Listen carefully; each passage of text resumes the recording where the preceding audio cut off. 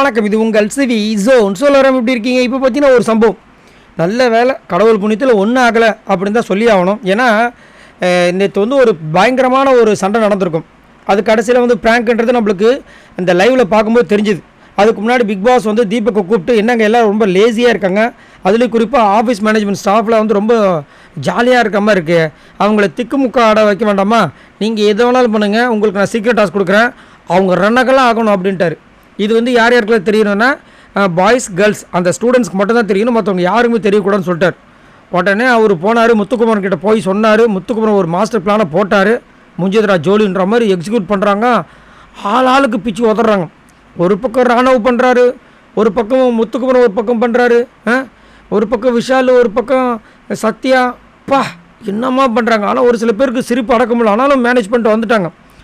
ஆனால் பயங்கரமாக போயிடுச்சு இதில். ஆனால் சௌந்தர்யா இருக்காங்க பாருங்கள், சௌந்தர்யா ஐயோ அம்மா சரியான ஆள். வரிஞ்சு கட்டிட்டு சண்டைக்கு வராங்க. சண்டை வந்து சண்டைக்கு வாடான்னு சொல்லிட்டு பாய்ஸ் ஹாஸ்டலுக்குள்ளே பூந்துட்டாங்க. அந்த பக்கம் வந்து இவர் சொல்கிறார், நம்ம விபி அங்கே டென்ஷன் ஆகிட்டார். இந்த பார் பாய்ஸ் ஹாஸ்டலுக்குள்ளே வர்றது தப்பு, நீ கேர்ள்ஸ் ஹாஸ்டலுக்கு போன்றாரு.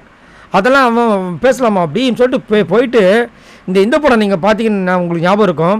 வடிவேல் வந்துட்டு சண்டைக்கு வாடா எங்கள் ஏரியாவுக்கு வாடான்னு சொல்லிட்டு பின்னாடி போயிட்டு அந்த பெல்ட் விற்கிற அந்த டேபிள் மேலே போய் டம்முன்னு விழுவார்.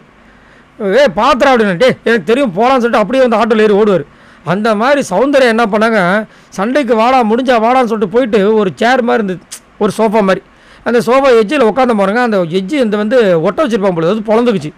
டமானு ஊந்தாங்க, எல்லாம் பதட்டம்.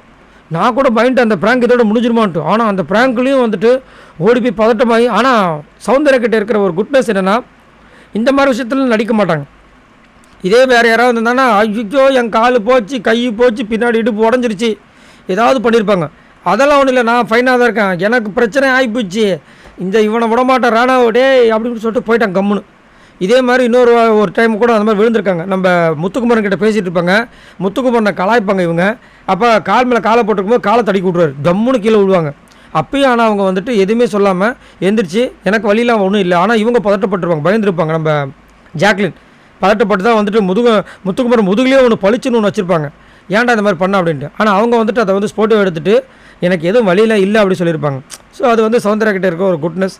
ஸோ நீங்கள் யாரெல்லாம் பார்த்து ரசிச்சிங்க. அது மட்டும் இல்லாமல் சௌந்தர்யாவோட இந்த குட்னஸ் பற்றி என்ன நினைக்கிறீங்க? மறக்காமல் கமெண்ட்ஸ் பண்ணுங்கள். பாய் நண்பர்களே.